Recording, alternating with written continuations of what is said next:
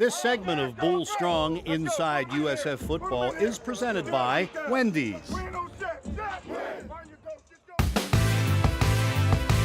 Some deceiving sunshine greeted the Bulls as they arrived in Cincinnati for a nationally televised night game against the Bearcats. But it was cold. And in fact, by kickoff, it would be the coldest start to a game in USF history at just 28 degrees. But they paid no mind to the weather. They had other things to focus on. For the first time in 4 years, they had lost consecutive conference games. And they would have to face the 23rd-ranked Bearcats without their starting quarterback. Blake Barnett, the third leading passer in the American Athletic Conference, was out with a shoulder injury. Head coach Charlie Strong sharpened their resolve with a physical week of training camp-type practices. And they challenged themselves to work hard to get better.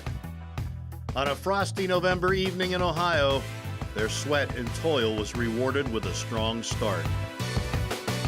And here we go, nip at night. Cincinnati will get the ball to begin the game tonight. And the Bulls get a good start, a 3-and-out to start the game.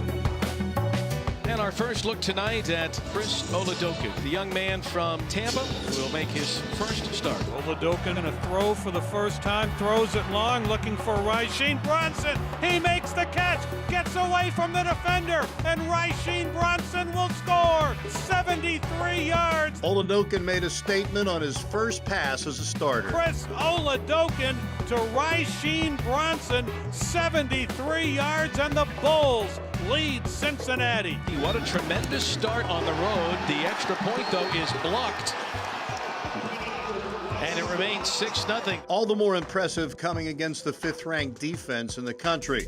Of course, USF is comfortable on the road, having won 10 of their last 13. But Cincinnati would take the lead later in the first quarter, although it didn't last long thanks to the Bulls' special teams play.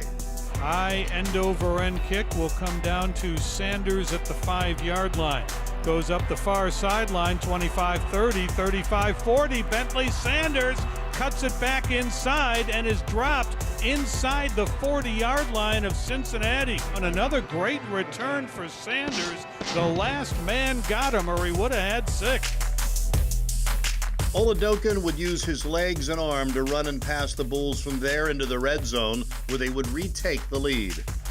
37-yard field goal attempt now for Kobe Weiss, who's 10 of 13 on the season. Trying to give the Bulls the lead, and he does. Charlie Strong's team carried over the same energy they had shown all week at practice. They definitely have a lot of spirit and a lot of fight tonight, a lot of determination, a lot of talking going on the sidelines. Tonight, it looks like everybody is engaged and involved in this game. It was especially noticeable on defense, where the Bulls continued to keep the game tight in the second quarter.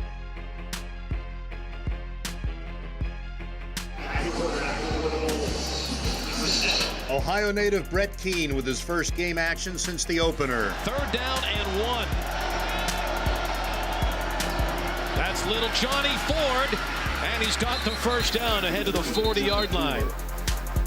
Keane, under pressure, throws off the back foot and put it right in the hands of Wilcox. It's an 18-yard gain to the Bearcat 42. The next man up mentality continued to work as Keane matched Oladokin in TD strikes. And Keane taking a deep shot.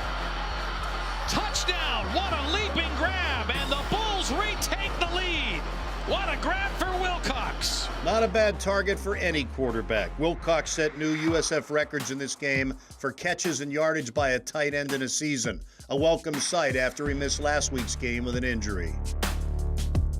Ritter to throw on 3rd and 8. Here comes pressure, and he's spun down. Ball pops loose, and I think Cincinnati fell on it back at the 18-yard line. The Bulls had beaten Cincinnati 3 straight times, including their last visit to Nippert Stadium 2 years ago. And they frustrated the home team much of the game.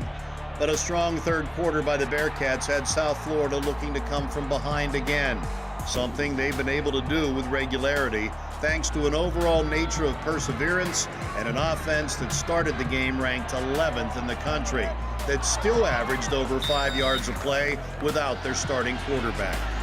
On fourth down, do they get it? It's going to be mighty close, but they do have the first down. So the Bulls convert a big 4th and 2. Oladokin to throw, looking long for McCants. It is caught. Touchdown, a great grab by McCants, who climbed the ladder and hauled it in. Touchdown USF. Tyree McCants with a tremendous catch.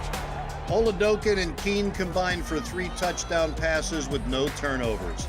The Bulls were within 5 until the final minute of the third quarter. They showed a lot of the reasons why they've been one of the winningest programs in the country the last 4 years. But as Charlie Strong has emphasized, it has to be done for a full 60 minutes. There were lots of positives, battling a ranked team on the road as well as the elements with backup quarterbacks. The effort was there, if not the result. Mitchell Wilcox, a Bay Area product, show why he's a Mackey Award candidate, leading USF with 7 catches and setting the career record for yards for a tight end. Disappointed, yet determined, they'll get another chance on the road against Temple.